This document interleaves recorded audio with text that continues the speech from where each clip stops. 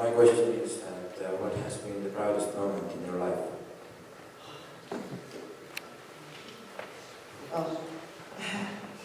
The proudest moment in my life, I would say the birth of my children, but you can look at that two ways. Because they always cost you money, right? So I would say the proudest moment in my life, my highest accomplishment is being able to be the Adjutant General for Maryland. And you have to remember, is I came into the Maryland National Guard at age 17. And now I'm leading the Maryland National Guard. That has to top the list. Unless I get to meet Oprah, right? That tops the list. So I am going to tell you, if I get to meet Oprah, that's going to be topping the list. But that is topping the list of accomplishments, because if I hadn't done that job, taken on that role, then I wouldn't be here. It's allowing me to have a much bigger impact. And I think that's, at least I know what my purpose is in life, and I think I've found that. So my goal is to continue to do that until I can't do it anymore. And so whether I'm in uniform or out, I'm going to continue to push for what's right.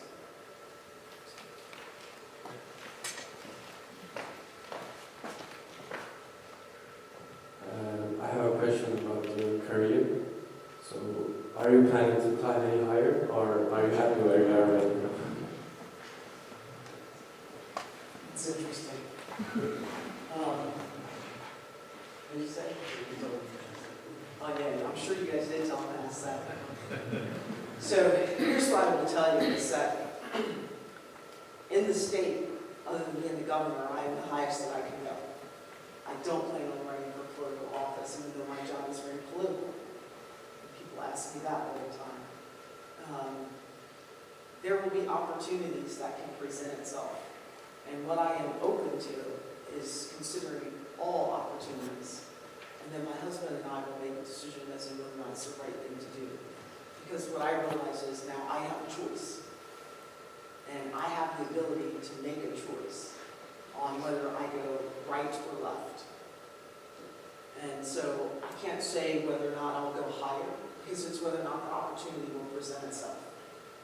But one thing I can tell you is whether or not I continue in uniform or not doesn't make a difference. Because I also worked in a civilian career where I was at a pretty senior level. And even though I've retired from my company, they remind me that the door is open. I can always go back. Don't know that well, but I can always go back.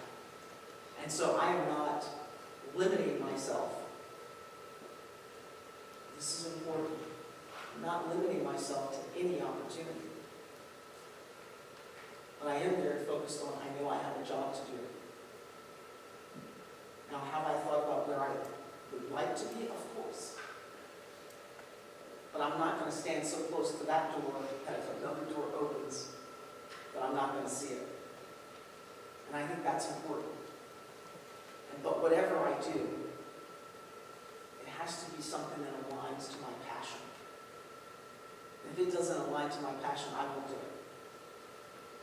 Because I do get the choice. And each of you have that choice as well. So I know that that doesn't quite answer you thinking, oh yeah, I want to go. But it's a little more difficult than that, I think, for me, at this level. That's it. Anything else? I think that's it. Well, thank you.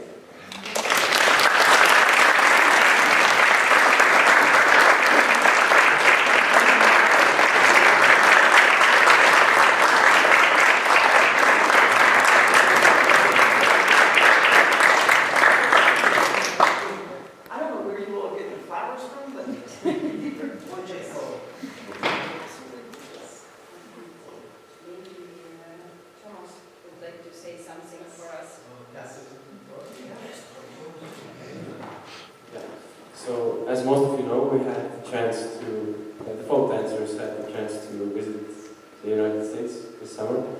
So, sorry. So, we would like to thank you again. for the opportunity to come and see your state. And for me, it was the most memorable summer so far in my life. And I'm sure I can say that for the most of the dancers. So yeah, we also have some flowers for you. Bring to your heart. Live outside.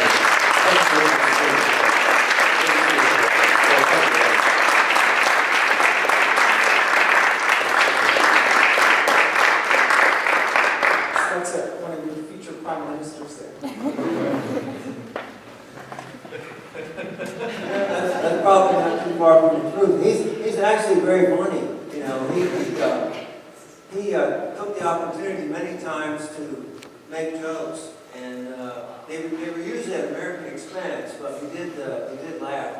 But General Singh spoke about the relationship with Estonia and the United States. I just want to touch upon the relationship with Westminster and Haida, because it actually goes back 15 years. So the first opportunity that I had when he was council president was with Andras Yarlak, Tunis Koi were the two officials at the time. So I've, like, over these years worked with probably 5 or 6 different mayors and how many council presidents. And the important thing is that even with all that change, activities never stop. Now, because of deployments and things, we haven't done as many things as we did in the past. But one of the prime activities has always been cultural. So the activity last summer was very natural, because we've done this before with singers. So this is not the first time.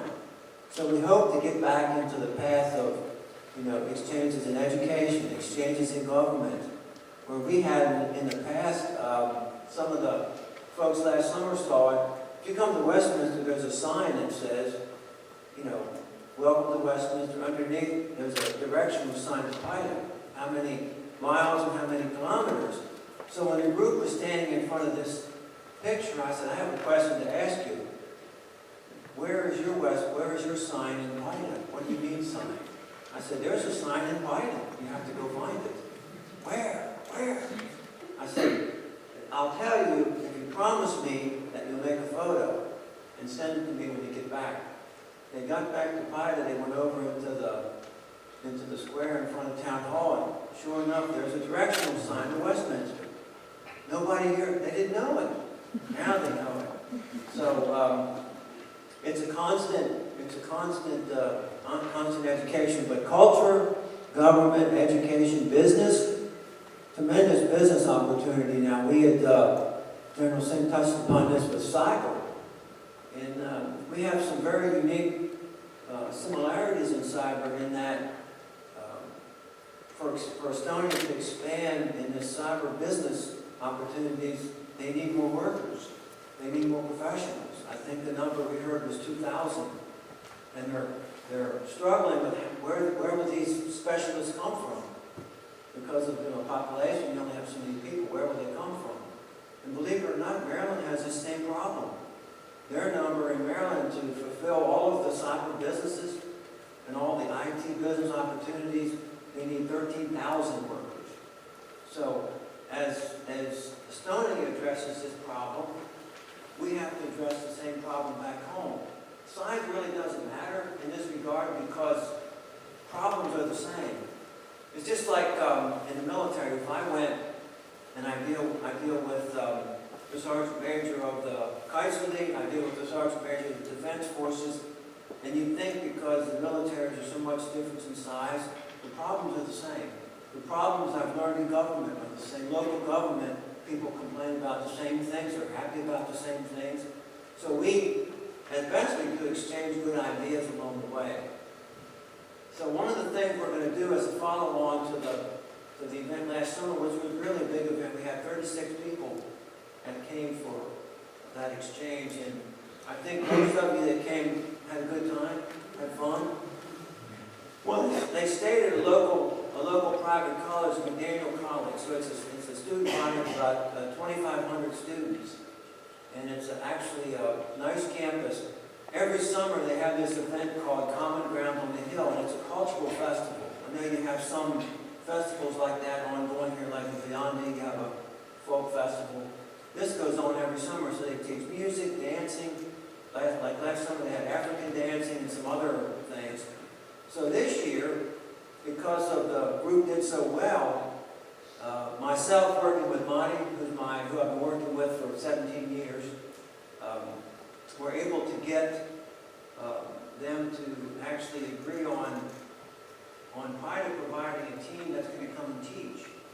So it'll be four student teachers and 2 adults with Tina Kidame kind of leading the team. And they're going to come and actually, people will sign up for their class. And they will teach different dances this summer. It could be Karayan or whatever the dance is over a period of a week. What they hope to do is actually allow this group to do a performance. Now, it may not be as good as Sudameki or Karita did last summer, but the important point is that we hope this can become an ongoing thing, and that we can involve different children that can come and do this instruction. So we have a lot of good ideas and a lot of plans for the future, and it's pretty exciting. So I just want to touch upon one thing here. So what General Singh is talking about today is really talking about her. She has written a book of her life. So before this, she presented the mayor with a copy of this book for your library. So it'll be here forever for you to have and to read. So if you're interested in that, that'll be your opportunity. I know there's other English language books you have in your library, so this will be just one more for you to read. One final comment, and it's like back home. You see people in their civilian clothes, and you don't know they're military.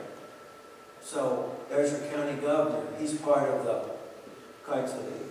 And I see one of our other visitors last summer. I didn't know she was in the women's organization.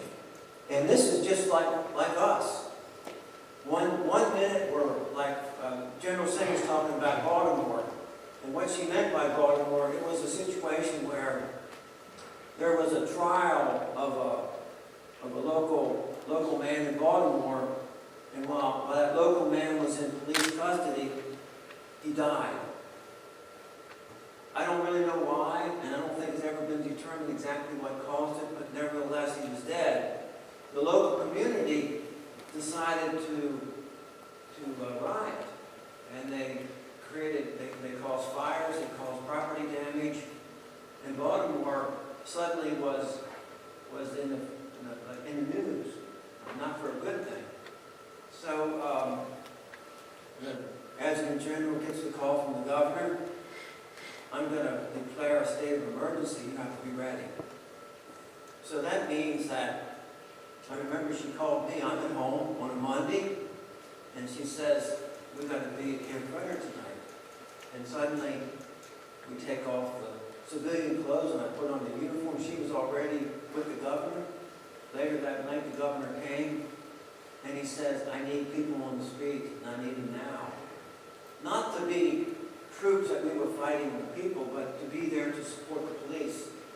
So within 2 days, we went from 0 soldiers on the street over 3,000. And that is a number that, just think about this, that's the size of your professional military in Estonia. We had to put out in 2 days. So it was a huge undertaking for General Singh, who had been the Adjutant General for about 3 months at the time. So that's what we call that a baptism of fire. So our organization got through it. They did professional. We had no incidents. And suddenly, most interesting is that our soldiers had been doing this for, General Singh talked about deployments. Our soldiers had been doing these deployments for years. But they were doing them in Iraq, they were doing them in Afghanistan, they were doing them in Kosovo or Bosnia. And the public didn't get a chance to see these soldiers. Suddenly, all this is happening right in your state. So that we would drive around and you couldn't buy a cup of coffee. And as soon as you go into a coffee shop to buy a cup of coffee, somebody had already paid for it. They would sit down to eat lunch in a restaurant. And people would come up and say, no, you don't, no money from you, it's already paid for. What do you mean it's paid for? And this was the reaction we got from the public. So even though the public sometimes you don't think appreciates what you do, we found out that week it was a little bit different. So ma'am, if you could come up here a second. We have one final book, and it might be nice in the spirit of Women's Day, because we don't have a nice organization like the Council League has for the women, so you could come up here a second. So I just wanted to say that, you can come up here a second. We learned this earlier, that